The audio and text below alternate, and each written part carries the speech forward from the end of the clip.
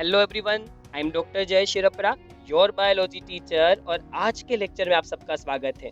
आज हम फंगस के एक नए ग्रुप के बारे में पढ़ने वाले हैं और इसका नाम है बेसिडियोमाइसेट्स। बेसिडियोमाइसेट्स में कुछ बहुत मोस्ट कॉमन और वेल नोन फॉर्म्स की हम बात करें तो मशरूम्स है। आप सब मशरूम्स के बारे में जानते हैं, आप सबने देख भी रखे हैं, पिज़्ज़ा की टॉपिंग्स पे भी कई बार डलते हैं और कुछ लोग तो इनके सूप्स भी बनाते हैं। मशरूम्स आपको फर्स्ट फिगर में दिखा रखा है। सेकेंड इमेज में आप देखिए, आपको एकदम वाइट कलर का बोल जैसा स्ट्रक्चर दिख रहा है, उसको हम पफ बोल्स कहते हैं। पफ जैसा इसका अपीयरेंस होता है। और थर्ड इमेज जो है वो ब्रैकेट फंगी की है। इनके शेप के बेस पे हमने इनको नाम दिया। पफ जैसा अपीयरेंस था तो पफ बोल्स, थोड़ी फ्लैट थी इसलिए हमने ब्रैकेट फंगी नाम दिया। और मशरूम्स तो मोस्ट कॉमन है, आप सब जानते हैं। कहाँ पाए जाते हैं ये, हैबिटेट क्या है इसकी? They grow in soil, on logs and tree stumps and in living plants bodies as parasites जैसे कि rust and smuts। सोइल में ग्रो होते हैं, लोग्स पर ग्रो होते हैं, ट्री स्टम्प्स पे ग्रो होते हैं और कुछ पैरासाइटिक भी है जो इन्फेक्शन करते हैं, जैसे रस्ट और स्मट नाम की फंगी पैरासाइटिक फंगी है और वो बेसिडियोमाइसेट्स का हिस्सा है। बॉडी स्ट्रक्चर कैसा है इसका? माइसेलियम ब्रांच्ड होता है और सेप्टेट होता है। आप पहले ही पढ़ चुके हैं कि सेप्टेट हाइफे कैसे होते हैं और एसेप्टेट हाइफे कैसे होते हैं।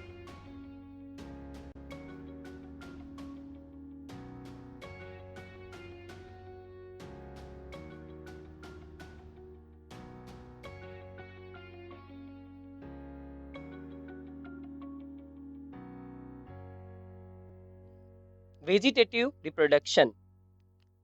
The asexual spores are generally not found। इसका मतलब है ये एसेक्सुअल स्पोर्स बनाते ही नहीं है। कोनिडिया जिसको हम कहते हैं, एसेक्सुअल स्पोर्स कहते हैं, वो ये फॉर्म ही नहीं करते। आपको खास याद रखना है, बहुत बार पूछा जाता है कि फंगस की कौन सी कैटेगरी ऐसी है जो एसेक्सुअल स्पोर्स बिल्कुल नहीं बनाती, तो ये बेसिडियोमाइसेटस है।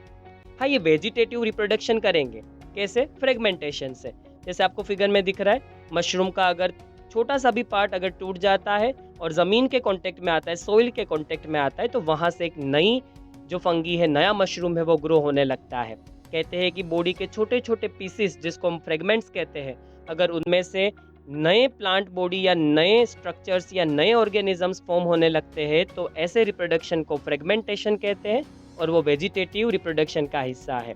वापस से आपको एक और चीज़ बता दूँ, आपको खास याद रखना है कि एसेक्सुअल स्पोर्स बेसिडियोमाइसेटस नहीं बनाती, वो कोनिडिया नहीं फॉर्म करती।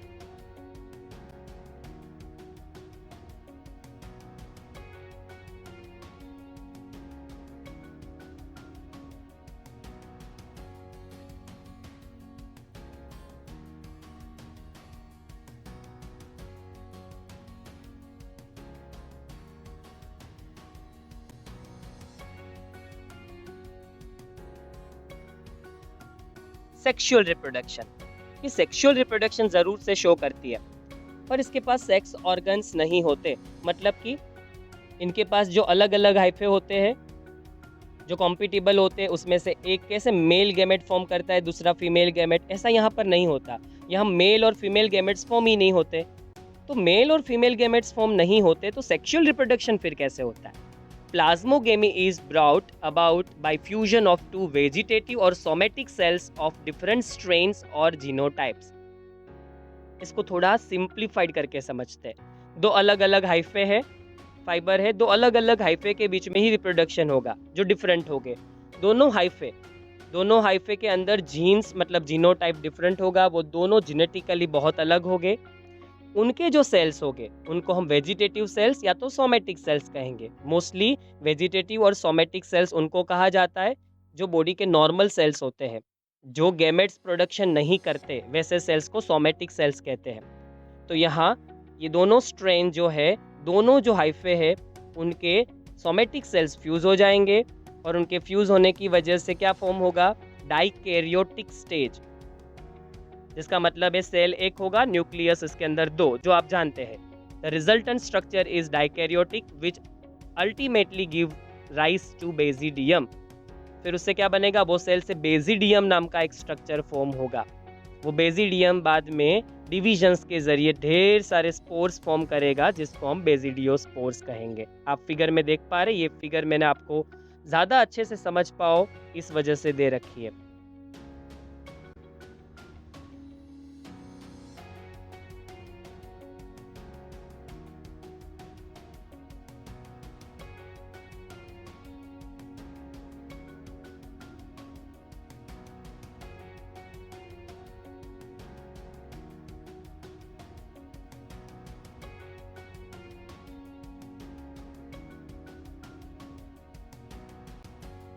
तो सबसे पहले प्लाज्मोगेमी हुई, ये भी आप जानते हैं। सेक्सुअल रिप्रोडक्शन में जब दो सेल्स फ्यूज होते हैं, यहाँ पर गैमेट्स फ्यूज नहीं हो रहे, मेल और फीमेल गैमेट्स, क्योंकि वो बन ही नहीं रहे।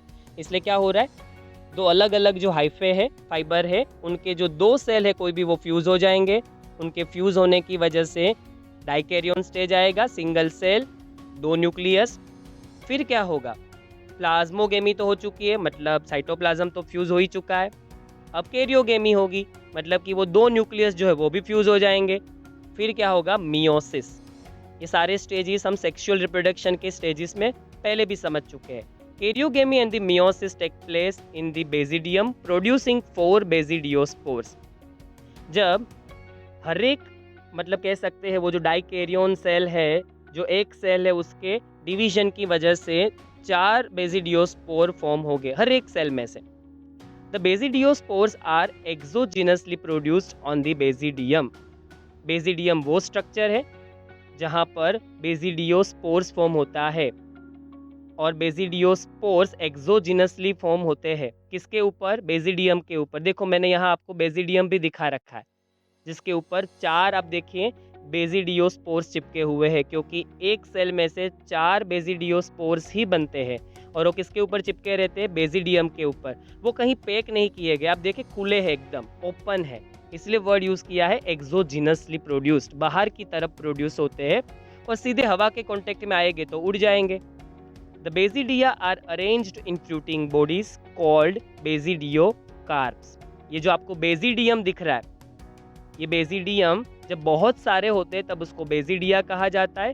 और ये सारे जहाँ पर आए हुए हैं, जिस लोकालिटी में आए हुए हैं, जिस जगह पर अरेंज होते हैं, उस पोर्शन को हम कहते हैं फ्रूटिंग बॉडीज। पर यहाँ पर फ्रूटिंग बॉडीज को एक अलग नाम दिया है, बेजिडियोकार्प्स।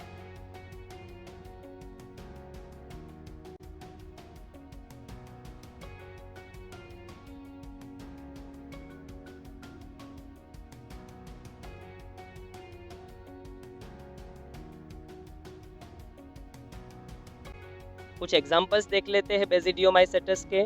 सबसे पहला एग्जाम्पल है एगेरिकस, मशरूम का दूसरा नाम है ये। यूस्टिलेगो, जिसको स्मर्ट के नाम से भी जानते हैं, और स्मर्ट का मतलब होता है डर्ट। पक्सीनिया, जिसको रस्ट के नाम से भी जाना जाता है। मशरूम सबने देख रखा है, इसलिए मैंने फिगर नहीं रखी। प्रीवियस स्लाइड्स में भी मशरूम्स के बहुत फोटोज थे, इसलिए मैंने यहाँ नहीं रखा है। यूस्टिलेगो मैंने शो किया है। यूस्टिलेगो देखिए, कॉर्न के ऊपर किस तरीके से ग्रेइश वाइटिश कलर की फंगी लगी है। ये इन्फेक्शियस फंगी है, पैरासाइटिक है, प्लांट में डिजीज करती है। और पक्सीनिया भी डिजीज कॉजिंग फंगी ही है। देखिए किस तरीके से इसने जो वीट प्लांट है उसके लीफ को खराब कर दिया है।